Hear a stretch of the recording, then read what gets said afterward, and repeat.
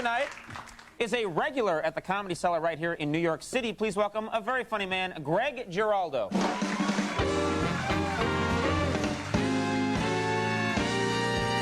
Thank you very much. Thank you, Conan. So, how's it going, everybody? We got that big holiday coming up, that romantic holiday, Valentine's Day. That's my favorite romantic holiday. You got to be all spontaneously romantic on Valentine's Day. And what do you do to be romantic? You got to buy, like, flowers, right? But to me, flowers are not a romantic gift at all. You're giving someone something that was once a beautiful living organism, and they're just going to watch it shrivel up and die. That's like giving somebody a really, really old dog. There you go. I'll play with that for about a week or so, and then I'll come over and help you bury it in the yard. It's hard to stay romantic when you've been with somebody for a long time. It's like, you look at Titanic, right? Everyone said that was the most romantic movie ever. Yeah, because it was about two teenagers that knew each other for 2 days. They should have done it about a couple that had been together for a few years. Let's see how romantic they would have stayed during that whole crisis. Get in the damn boat, Rose! I don't want to get in the boat. Get in the boat! I'm freezing my ass off out here. I wanted to go to Jamaica, but no, I don't want to go to Jamaica. I want to take a cruise in the middle of the winter. You never draw me naked anymore. And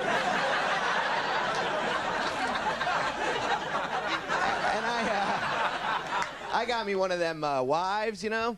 And she's always on my case, man. She's like, because I'm a slob, she's always nagging me about what a slob I am. It's getting to the point now that when I masturbate, I just fantasize about having my own apartment. You know?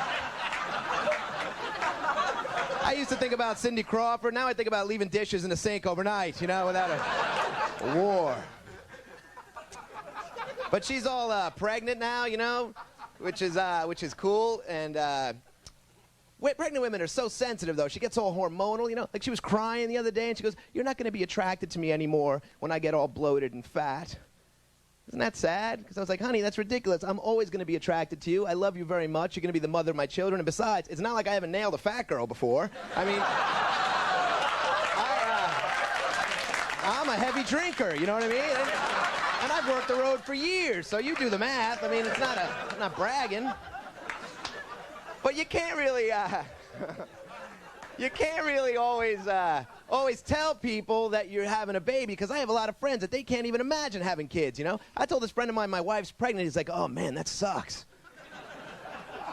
That sucks. I'm like, man, it's not high school, you know? It's not like we're going to miss the prom. We wanted this to happen. He's like, "Yeah, but you'll be changing diapers for the rest of your life." For the rest of my life? Just how stupid does he think my kid's gonna be?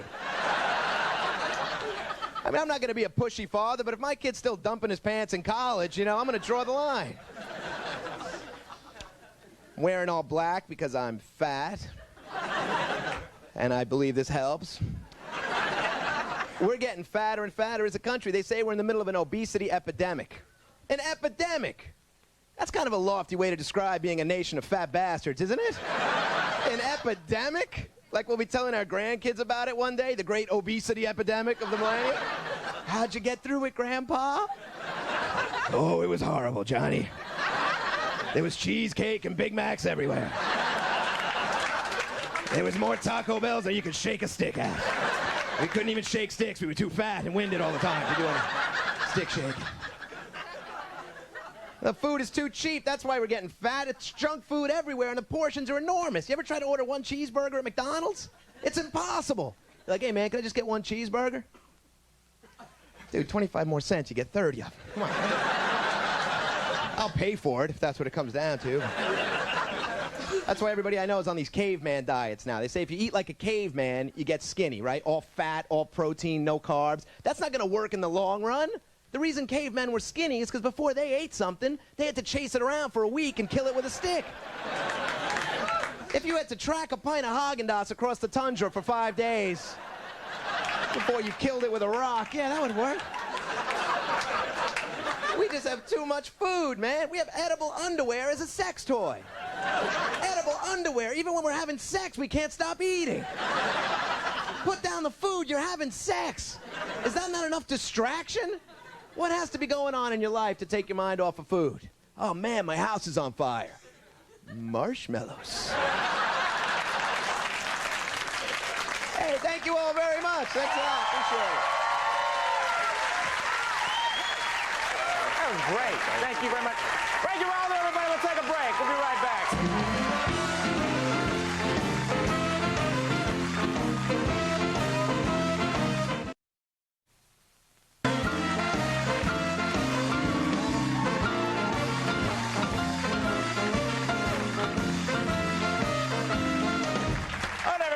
That is our show for the evening. Do want to thank all my guests. Greg Giraldo, excellent job. Thank you, Tom. Appreciate it. Hilarious as always. Thanks for doing it. Our thanks to Jenny McCarthy for stopping by. Our thanks to Jimmy Fallon for being here. The great kid, of course, it's to Andy Richter, Max Weinberg, and the Max Weinberg 7. Stay tuned for later, everybody, and we'll see you tomorrow. Bye-bye.